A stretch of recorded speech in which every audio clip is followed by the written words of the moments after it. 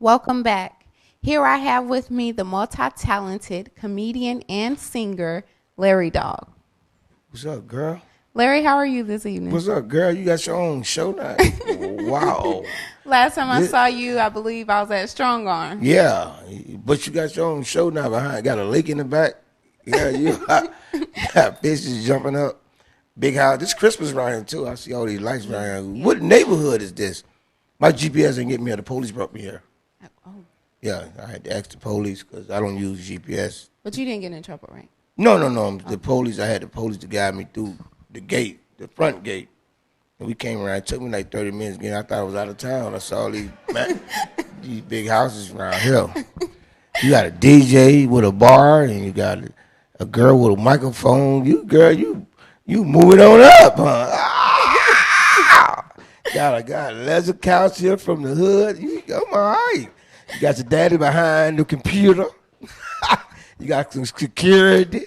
You got security girl that's walking in, kill herself, going to up, Jill, we got 5 minutes, Jill. I like that. Thank you. How you, girl? How old am I? No, how you doing? Oh, I'm You doing great. good, man. I'm doing great. I'm enjoying this here. Love the set. Thank you. So, for you who are not aware, Larry Dogg is a comedian. His name is Larry Gordon, but everyone knows him as Larry Dogg, correct? How you know that? I do my research. Yeah, you got, girl, you ain't, stay on Google. Okay. So, Larry Dogg, how long have you been in comedy? It's going on like 17 years now. Oh, so Yeah. he's definitely a vet Yeah. in the game. What was it that influenced you to get into doing comedy though? The streets.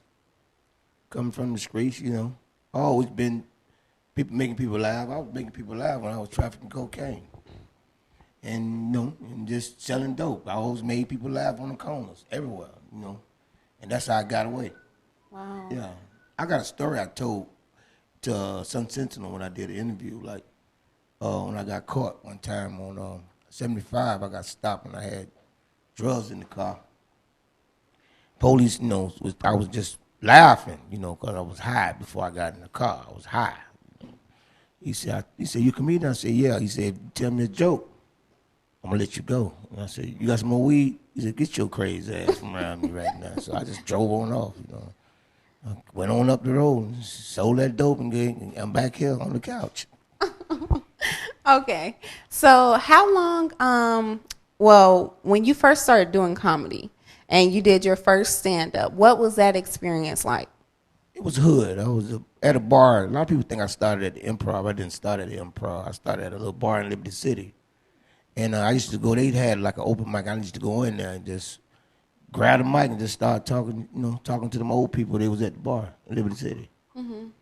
And they just... Yeah, and that just came in me, you can make people laugh. So I went from there. Really? Yeah. That's great. So I read that, you are also what we like to call a crooner. What is that? You sing. That's a big word. Yeah. No, it's not that Like big. a crooner? A crooner. A crooner. Nah, that's something I be playing around with, man. I just playing around. But no, you have a band, correct? Playing around. Yeah, I got a band. Okay, so what was it that when you discovered your voice, like when did that take place? It was a spot called Ginger Bay years back, like 10 years ago. And shout out to Jody Hill. And we used to be at Ginger Bay, and I used to just host it. Mm-hmm. So I used to just be doing parodies with the band. I didn't know what I was doing. I didn't know what I was doing. I just was go on stage and just do parodies. And I said, they said, you singing? I said, nah, I'm just playing around. And it started from there. 10 years ago at Ginger Bay, on a Wednesday night, we had a little open mic with a live band, yeah. Okay. And I hear that you're actually the originator of the whole open mic thing that goes on. Well, I started, a guy, rest in peace to D.W. Dewberry. I started an open mic at Club Steel in Coral Gables. Mm-hmm. Dewberry, the one gave me that platform. Rest in peace to my dog. And I started open mic, so I had he started promoting me like heavy because I was going up against, other platforms as comedy. So I needed a platform to do stand up. Mm-hmm. Well, his brain was, have a platform for me. So So he stopped promoting, and then rappers start coming from Toro, God bless the dead, to MOC, God bless the dead, to a lot of artists, the Pretty Ricky, Grind Mode. It wasn't Grind Mode, it was Chaos, and it was Stage McCloud, and it was Buster Free and Chaotic. Had a brother named Pitch Black, and then Chaotic, he was like 14. And and the list go on and on and on. But I didn't realize what I was doing. I was inspired young rappers how to perform. Because the crowd ain't move, I go back on the stage. It wasn't like a no gong show, but I would say, this is how you do it. But I was really telling them how to rap, telling them how to perform, and I didn't know that. And every rapper that came through, they just blew up. And they say, I made that happen because I inspired them. Then I went to the pub, Roman pub, and I met a young dude. There, he pulled up. He was in his mama's car. He pulled up, and he came to the door. He said, where Larry Dogg at? And he's famous now, Jason Derulo. So Jason used to come through there every Thursday. And Jason started riding around with me, and we was riding. Then he go Ace Hood. He came there. So most of the artists that came through my pipeline of open mic, they blew up, and they need to give me some money, for real. Your daddy will tell you that I should have had some paperwork. Is that right? Do you do paperwork for developing artists? The boss, do you do that? I probably had paperwork on it. Okay, well, I'm gonna go beg somebody tonight. Okay, so you've been on BET's Comic View. You've been on Diddy's Bad Boys a Comedy. You did your investigation? I told you I do my research. Right. So what were those experiences like for you, and what have they done for your craft? I had it's a lot of competition. Like back in the day, they used to have like sponsors competition. Like it was Budweiser, they had Bud Light comedy competitions and stuff like that. And I used to love getting competition because I'm very competitive. Anything I ever done, I'm competitive. That's just me. I just used to get in them. And I won one contest, the Bud Light, and I went on a tour. And me and a guy named Malik. So I told him to bring Malik. Now Malik done blew up. He's a comedian though. He's on the Cedric Show. And shout out to Malik Zanham. He's a comedian from Miami. And I lost in Dallas. I was running out the room and I fell down the stairs rushing to the stage. That's when they thought I was playing when I crawled on the stage. So being in those big arenas, that gave me the experience. I did Vegas, I did Dallas, I did LA. And that those large crowds, my first time doing large crowds was on the road. Like large crowds, tour buses, with comedy, it gave me a good experience of being in a large audience. So that taught me how to do large audience of a crowd, And preparing myself at the beginning with that was small crowds, like little bars, little clubs. That's why I tell a lot of artists, you got to do small crowds in order to do big crowds. Those small crowds made me ready for those large arenas. Yeah. So I see that you are considered the game changer. Yeah. This is a Shout out to magazine. Frosty is the owner of that magazine, and she called me, and then Butterfly called me. Shout out to Butterfly. She called me. She said, Frosty want us on the front cover because you changed the game. I said, what game did I change? I didn't change them. He said, you just reinvent yourself. And I noticed you don't have to leave town. I say, well, Frosty said, you know how to market yourself. I didn't know what she was telling me. I say, well, I just know how to keep going. She said, most of the people that I'm going to put on the front cover are game changers. You change the Butterfly, change the game for poetry. You know what I'm saying? So Butterfly she just keep going. And also La Vie, she's a R&B singer. She go hard too. Mustafa's a saxophone player, and Analogy, he came up in the poetry game with Will the Real One. So everybody on there, they changed the game of entertainment in South Florida because you're going to hear our name somewhere.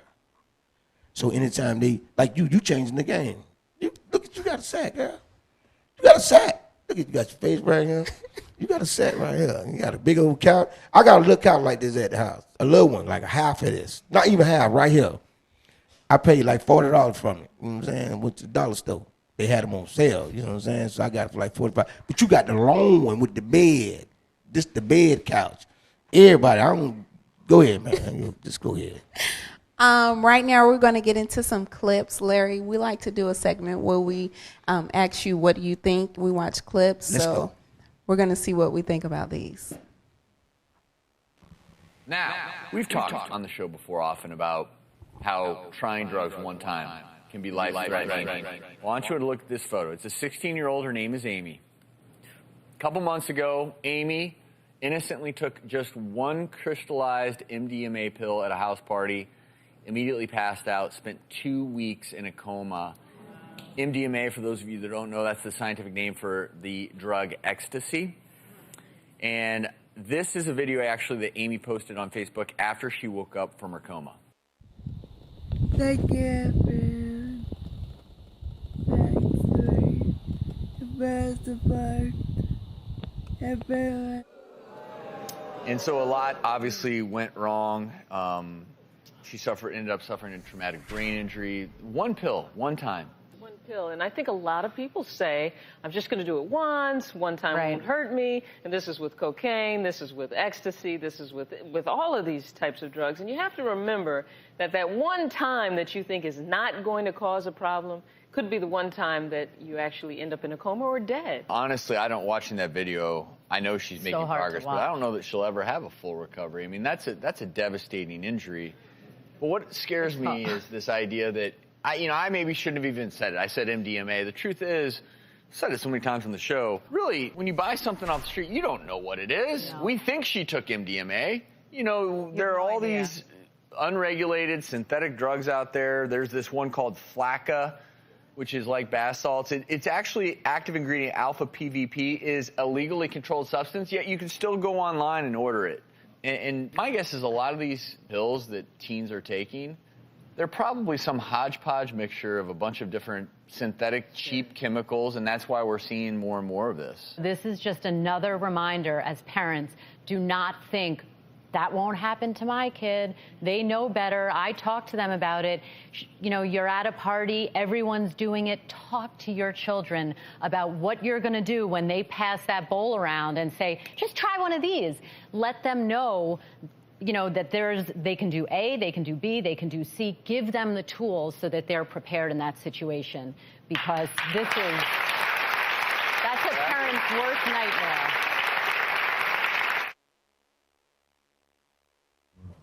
Now, we all...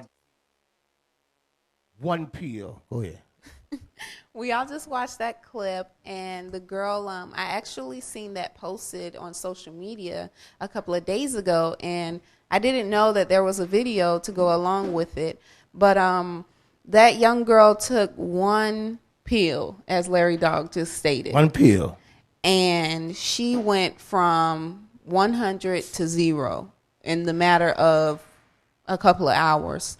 Man, it's just so sad. And like the doctor stated, you don't necessarily know if you're actually taking, just because John told you this is MDMA, you don't necessarily know if John made this at his grandma's house with, what he thought would get passed as MDMA. You can't do drugs. You can't do drugs. You have to tell your children, teach them, please don't do drugs. But I mean, it's something that we, it's gonna keep going on. I don't even smoke weed. I smoke weed like when I want to forget. See, when I want to forget a bill, I smoke weed. You know what I'm saying? I got to smoke on every day, like at 12 noon when the mailman outside, I can hear the little rattling the wheelbarrow. I got to pull that joint 3 times because I want to forget that he putting bills in my mailbox. You know what I'm saying? But that young lady there, she had to have something else before that. Mm-hmm. That pill just knocked her into a stroke. Mm-hmm. She stroked out. You know what I'm saying? But you got young kids now, they trying everything. Mm-hmm. It's not the parents' fault. I think young people now, they're just trying something their friends just offer to them. Yeah, and it's because, you feel invincible. You feel fearless, and it's like, it's not going to do anything to me. I can because you trust your friend. Exactly. It ain't going to hurt you, dog. Just trust this roach spray. It ain't going to hurt you. and then you just hit your mouth with the roach spray. Now you trying to act like a roach. You know what I'm saying? So, they just following each other. Like all this weed out here. You got different. Back in my day, we had one bag of weed. Some ganja. With the yellow bag. That's before your time. Just some ganja. And you went to a Jamaican. Now you can get weed from anybody, from the Arab store, from a homeless dude, from anybody, your landlord. Everybody got weed now. And then they got all types of weed. Yeah. They got granddaddy, cousin, kush, red and pink. You got pink weed now. Same color, your pink. Just make you start licking your tongue out everywhere you go. Not everybody think you on pink weed. Everywhere you go, you're a lizard. You're a lizard. But it's just so many drugs out here. You got the pills now, all kind of pills. They tried. See, back in my days, it was like the pills was like different type of pills. That you take. It was drugs that it was one person in the neighborhood. I had a cousin used to sniff transmission fluid. He had it to his transmission out your car, the fluid out your car, and he had it on a napkin or a piece of cotton, and then But everybody's like, "Ooh, look at him! He on transmission fluid," and you get the hell away from him. Or you had a cousin who was on Quaaludes. A person on Quaaludes, because they be like, they look like a Chinese nigga when they looked at you. You know what I'm saying? Now you got different pills. You got X, you got Blues.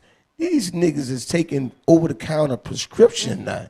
Niggas is taking back pills to get high. Nigga, I don't need no back pill to get high, nigga.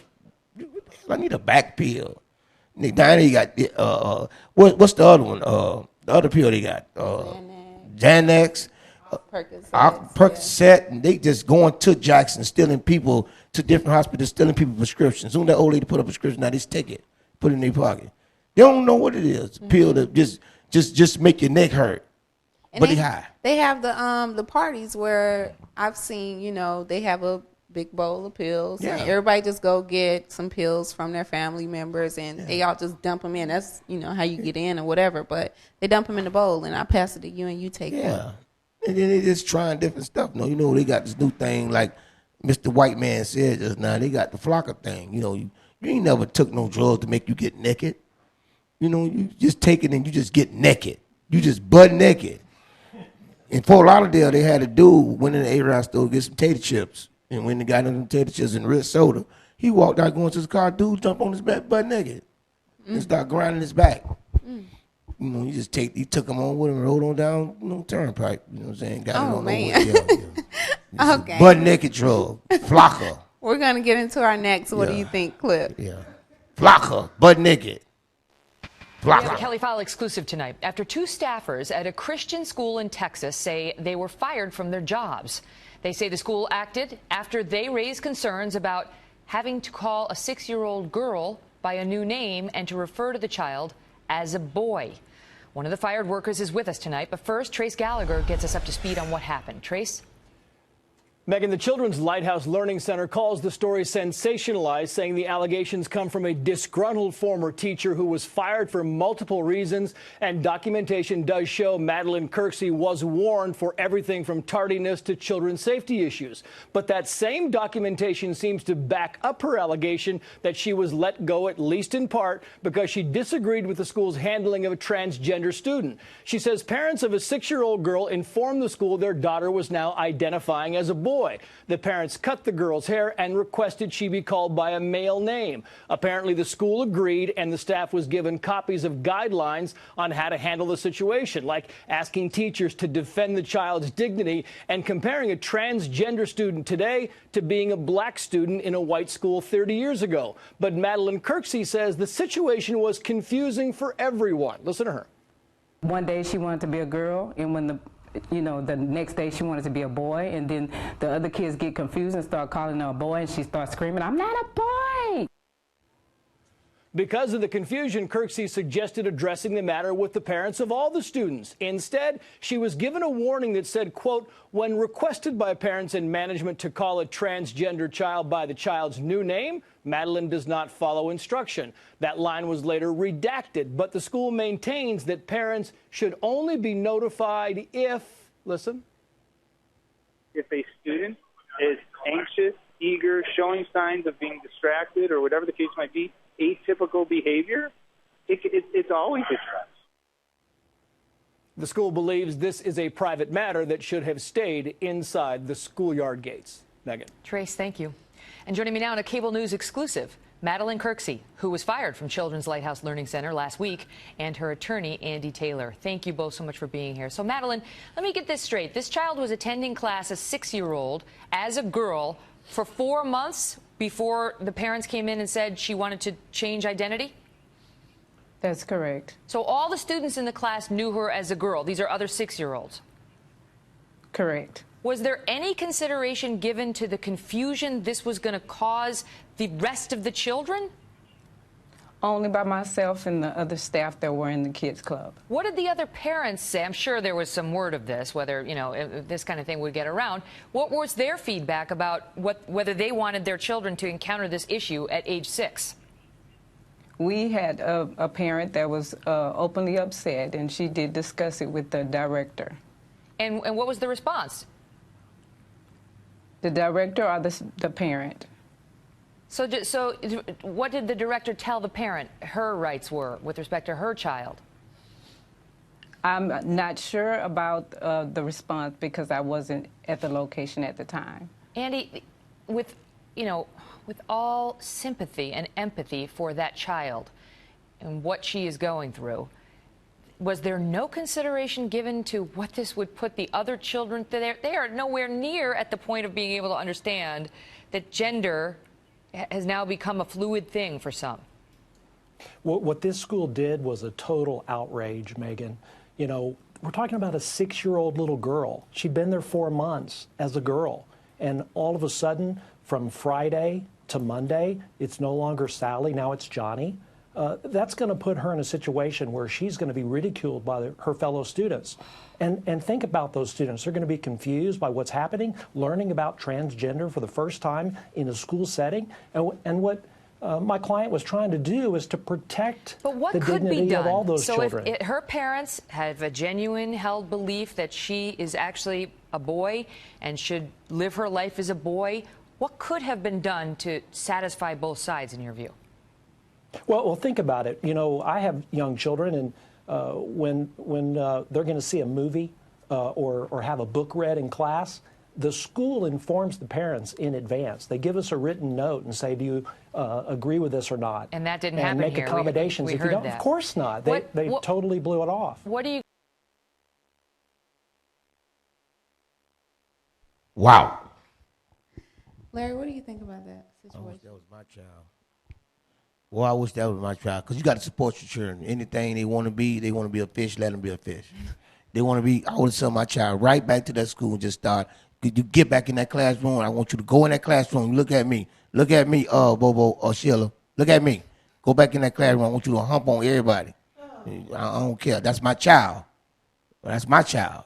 You want to be a boy, be a boy. You want to be a girl, be a girl. Be what you want to be. You got to support them. I don't know what it came from, but I blame the mama. You know, mama be leaving all them dildos and stuff all around the house and stuff. Little girl, little boy scrapping up. I don't know. You know, I blame it on the parent. Stop leaving them sex toys all through that house like that. Stop that. I do blame the parent in the sense that you got to blame the parent. You got to. I think that the parents, if the child wanted to change into a boy, the parents should have, if they were okay with it, they should have took the child to another school. Right. I don't think they should have been the one to expose the children who already knew this little girl to be a girl, and then Monday morning, this little girl is now a little boy. Yeah. I don't think that was up to those parents to expose the other children in that class to that. I keep telling you, you just got to support your child. If your child want to be a boy or girl. You know, I would have son her or him with two different uniforms on. He would have had a football uniform and a cheerleader uniform on. At the cheerleader at the bottom and football uniform at the top. Would you have took the child out of that school? No. And put it in You go there, Sheila and Bobo. I want you to wear a cheerleader uniform at the bottom and a helmet and shoulder pads at the top. Get on in that classroom and tackle everybody. Oh, okay. We're gonna take one more. What do you think, clip? And bring me some damn chocolate chip cookies.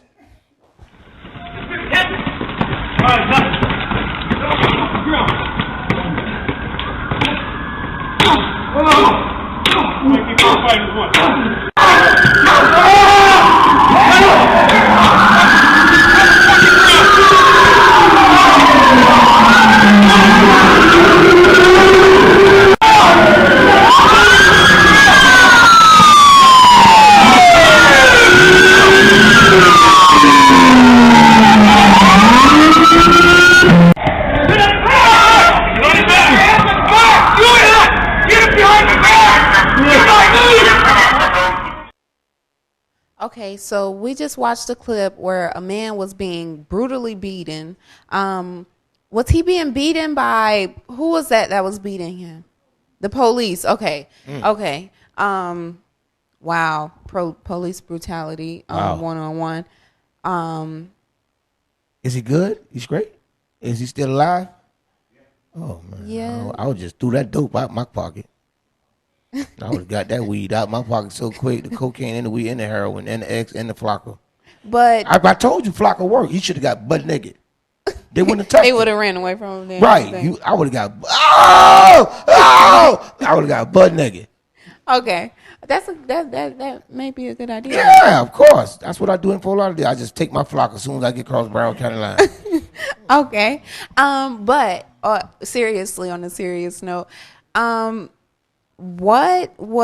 we don't know, but I don't even see the reason for the police beating that man like that. Be it drugs or whatever, they were seriously beating him. The police is scared now. Of course. Being black, I'm scared. I know you scared. When you get out in the car and you going to go to get some coffee or go get your sandwich from anywhere, being black is being scared. Everybody's scared. Everybody's in tents right now. The police, like, if I ride late at night, I'm always ready to put both hands out the window like I'm Superman. Seriously?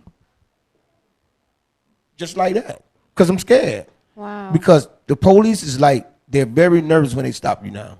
They're scared and we're scared. Both of us scared. So that's what I'm saying. It's like me and the lizard. Right. I see the lizard, I'm screaming. Right. But the lizard is freaking out too. But I got techniques I'm going to teach everybody. When they stop you, Nickerson, the DJ, B, when they stop you, just start crying and show them an old light bill. Ain't paying his bill, man. He gonna let you go. Just start crying. Just start crying like you just came from a funeral. Just start. Think about something to make you cry. And you think that's gonna You work? get Academy Award with no ticket. Okay, so there you have it from Larry Dogg. If you ever get stopped, just start crying. And let us know how that works out for you, please. Larry Dogg, do you have any upcoming performances, be it music or comedy, that we can check you out? Okay, this weekend in Daniel, I'm hosting the gallery with Tweet. That Saturday night, that starts at the red carpet starts at 6:30, and Sunday night I'm at Ginger Bay with my band. I'm doing the Flavor Magazine release party. Okay. And I'm the featured artist there this Sunday at Ginger Bay, and I want all y'all to come and bring some cookies. Okay. Do you have any chocolate chip ass cookies, huh? You have any social media? Miami Larry Dogg on Instagram. Follow me right now, Larry Comedian Gordon, and on Facebook and Larry Dogg 2G's DOGG. That's on Twitter. Larry Dogg on Twitter. Follow me. Okay. My Instagram, my social network is on fire. Y'all young people shouldn't have showed me this. I'm on fire with that social network. I got a new DVD coming out, South Beach Memorial Day weekend. Okay. It's throwback footage I haven't released. It's 3 of them. It's going to be a 3-title CD DVD. Okay. And, I'm just going to bang in my city. And we're going to support you. Yeah, I'm going to bang in my city. I mean, you can't stop in Miami. Miami is like the hardest place in the world. South Florida is the hardest place in the world to make it, but you got to be creative, reinvent yourself. Age ain't got nothing to do with nothing, because I'm 75 years old, y'all, and I look good, I swear to God. Larry, I'd like to welcome you back to the Ms.Dria show whenever you're ready. It's been a pleasure to have you, and I just want to thank you for coming through. All right, and I'm going to go outside in the back of this lake back there and go find me some damn fishes. Because I saw some fishes jumping up back there, and got my 2 gospel singers with me. In the name of Jesus, everybody say amen. Amen. Everybody say amen. Put that phone down. God watch me, all right? All right now, all right. When we come back, we're going to have a poet. Thank you for staying tuned Thank thus you, girl. far. I appreciate you. All right. Y'all keep laughing, man. Keep watching the Ms.Dria show. I'm Larry Dogg. Keep watching. And this is the most funnest thing I ever did to make the camera laugh. For real, I love it.